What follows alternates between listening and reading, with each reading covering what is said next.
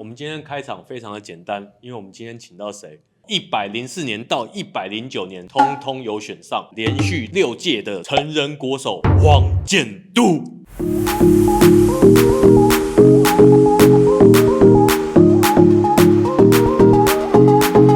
大家好，我们今天分享什么呢？我们今天分享正手挑球给各位。那黄建都有参加过什么样厉害的比赛吗？亚青跟世青，亚洲青少年公开赛、世界青少年公开赛，通通都参加过。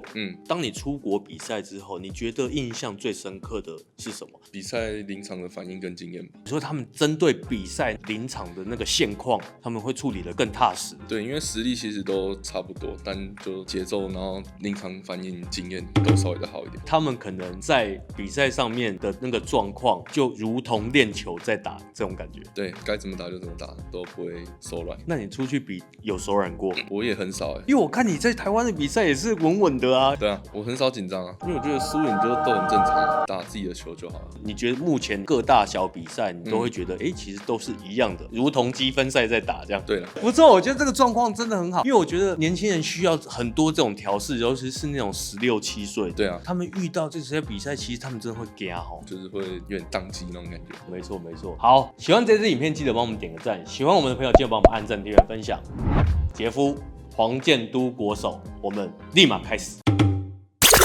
我今天来拍片的地方是实践大学的体育馆，那顺便帮实践大学推广部工商一下。实践大学推广部的网站上有各式各样的课程，包含英文、韩文、电脑，甚至服装设计，有点像社区大学的概念。它从8岁到80岁的课程都有开，我会把这个连结放在资讯栏给大家看。那如果有兴趣的朋友，我会附上我们的折扣码给大家，只要报名实践大学推广部的课程，可以享有500块的优惠。对了，我们的黄建都国手现在已经在台北教球，他近期都在台北教球，什么时候会离开我不知道，所以有兴趣的朋友，我把他的 IG 放在这边，大家联络他把握机会，就这样，拜。我们首先让观众了解一下什么叫做正手的挑球。这种挑球就是把球拨起来的感觉而已，然后主要是靠食指跟手腕的力量。主要是桌内不出台的球。那什么样的球可以做挑球？只要是桌内来得及的球，你都可以挑，上旋下旋其实都可以。就是弹起来之后最高点的时候，对，你只要球拍能够到位，对，就是挑球的时机点。对，然后任何球都可以挑，就是挑起来角度的问题。没错，只要能比网子高的，其实都能挑。关键的 keyword， 这听起来算一颗神球咯。挑球挑过去，通常会是什么样的球？每个人挑不太一样，可能挑过去有时候会带下旋，有的人挑是以快为主，所以他有可能借到对方的旋转过去，还带一点下旋，对，也算挑球，也可以。要不然就是直接发力，所以挑球也有分不发力、借力的跟自己发力的，是这样说吗？挑球也有分2、3种左右，一种就是黄挑，黄挑就是看人家的站位，他如果是看你如果要准备正手挑，你就晃他反手，这个叫黄挑。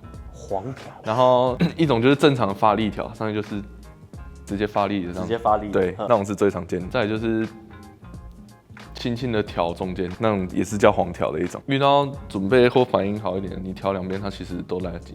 这是遇到实力更好的，你往中间去做挑球，效益会比较大，因为中间是最不符合的那个。对，就是你会一时要犹豫，说我到底要用正手还是用反手？对，反应快的还是会犹豫要怎样选择。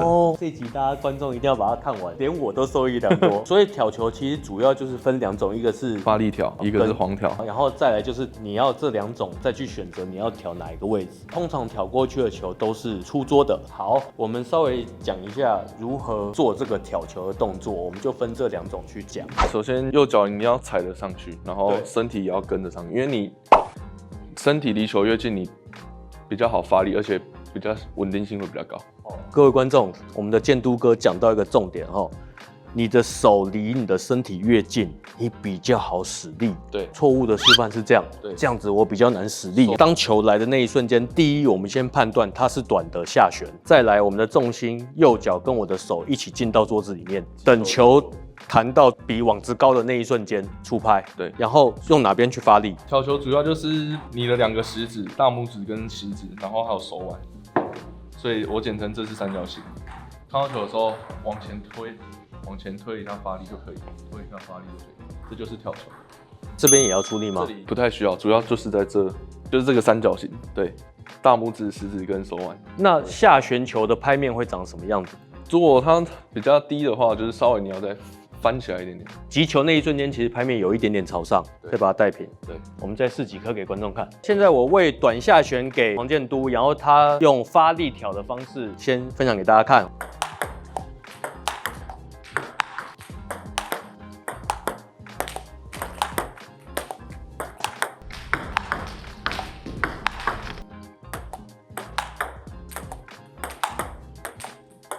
那有没有什么需要提醒各位的？比较常见的问题就是大家会动作会太大，然后用手背去发力。因为比赛的时候很常看到就是手背会翻起来，然后动作太大，动作越小越好。因为你动作越大，它球越难固定，球比较短，所以你这样打很容易会飞。这边只有转一下而已，是不是？这里不能转，就只能用手腕。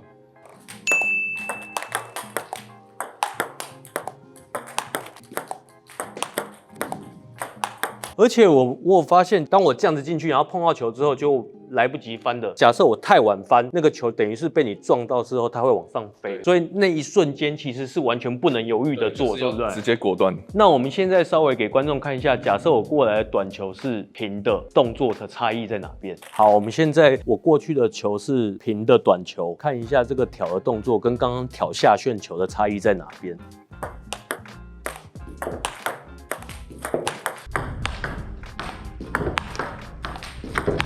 所以是你手进来之后，拍面就不需要朝上，对不对？不需要，就以放松为主啊，然后挑到球的那一颗力气再发出来就好，瞬间再撞多一点，集中一点，音量稍微集中一点就好。最怕就是上去挑的时候，很多人会犹豫，所以这种球上去都要果断一点，对，直接果断的出拍，对，果断的上去挑。我们刚刚介绍完发力挑之后，我们现在来介绍一下黄挑。黄其实主要是有点像骗人假动作的概念。黄挑的动作会怎么做？黄挑其实主要是看人的站位，因为有的人会有一个习性，可能一接完就会想要往正手跑，这时候黄挑的用意就在于看着人，然后挑另外一个方向。哦，连眼神都要进去。其实你不能整个看到人，你要用余光去看人，因为假设他往这边跑，对，然后你就把球挑去旁，对。就这样，嘿嘿，有点骗人的感觉。所以黄挑就不会加这么多的力，对不对？主要就是要让他有点措手不及而已，就不用发那么大力。我稍微跟观众解释一下，黄挑为什么不能发这么多的力，并不是不能发力，而是我避免我的动作太大被发现，失误率会稍微低一点。但黄挑也可以挑中间，黄挑全台都可以挑，它是以看人为主的。了解。当对手站左边，我就挑右边；当对手站右边，我就挑左边嘛。只是那一瞬间的动作，我不能太大，对，不然对方会先看出来。这个意思。我们来试一下。哦，好球！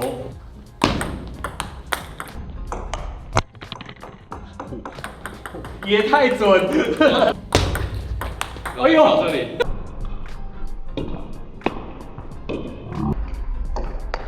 哎呦，好，我们现在一球黄挑，一球发力挑，你说差异在哪边？我黄挑的时候手腕会先动一下，然后去骗一下对手，然后再把球挑过去。挑，发力挑，挑，发力挑。